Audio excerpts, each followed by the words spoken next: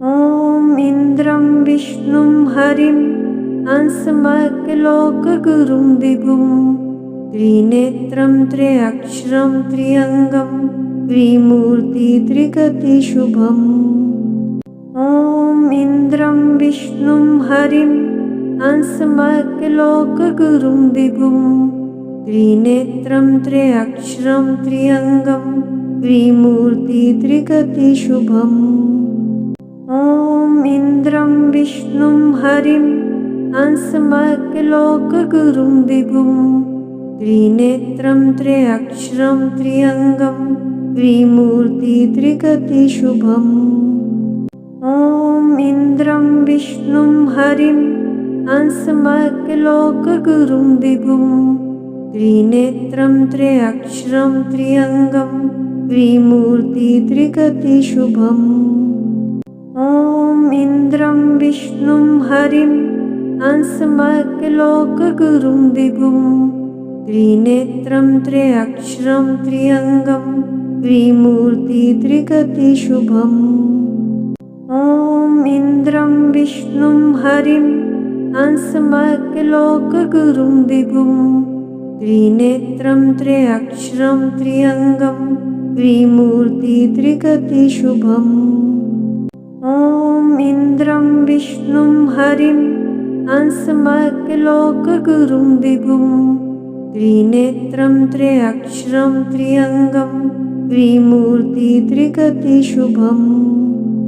ॐ इन्द्रं विष्णुं हरिं हंसमखिलोकगुरुं विभुं त्रिनेत्रं त्र्यक्षरं त्र्यङ्गं त्रिमूर्तित्रिगतिशुभम्। ॐ इन्द्रं विष्णुं हरिं हंसमखिलोकगुरुं विभुं त्रिनेत्रं त्र्यक्षरं त्र्यङ्गं त्रिमूर्तित्रिगतिशुभम्। ॐ इन्द्रं विष्णुं हरिं हंसमखिलोकगुरुं विभुं त्रिनेत्रं त्र्यक्षरं त्र्यङ्गं त्रिमूर्तित्रिगतिशुभम्। ॐ इन्द्रं विष्णुं हरिं हंसमखिलोकगुरुं विभुं त्रिनेत्रं त्र्यक्षरं त्र्यङ्गं त्रिमूर्तित्रिगतिशुभम्। ॐ इन्द्रं विष्णुं हरिं हंसमखिलोकगुरुं विभुं त्रिनेत्रं त्र्यक्षरं त्र्यङ्गं त्रिमूर्तित्रिगतिशुभम्।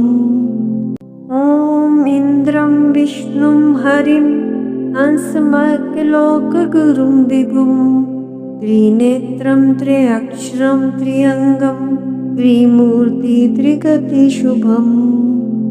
ॐ इन्द्रं विष्णुं हरिं हंसमखिलोकगुरुं विभुं त्रिनेत्रं त्र्यक्षरं त्र्यङ्गं त्रिमूर्तित्रिगतिशुभम्। ॐ इन्द्रं विष्णुं हरिं हंसमखिलोकगुरुं विभुं त्रिनेत्रं त्र्यक्षरं त्र्यङ्गं त्रिमूर्तित्रिगतिशुभम्। ॐ इन्द्रं विष्णुं हरिं हंसमखिलोकगुरुं विभुं त्रिनेत्रं त्र्यक्षरं त्र्यङ्गं त्रिमूर्तित्रिगतिशुभम्। ॐ इन्द्रं विष्णुं हरिं हंसमखिलोकगुरुं विभुं त्रिनेत्रं त्र्यक्षरं त्र्यङ्गं त्रिमूर्तित्रिगतिशुभम्। ॐ इन्द्रं विष्णुं हरिं हंसमखिलोकगुरुं विभुं त्रिनेत्रं त्र्यक्षरं त्र्यङ्गं त्रिमूर्तित्रिगतिशुभम्।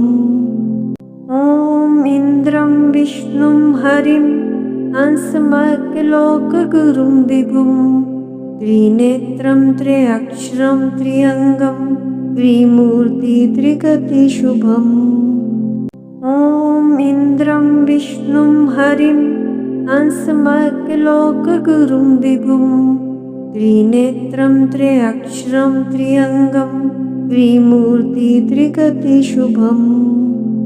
ॐ इन्द्रं विष्णुं हरिं हंसमखिलोकगुरुं विभुं त्रिनेत्रं त्र्यक्षरं त्र्यङ्गं त्रिमूर्ति त्रिगतिशुभम्।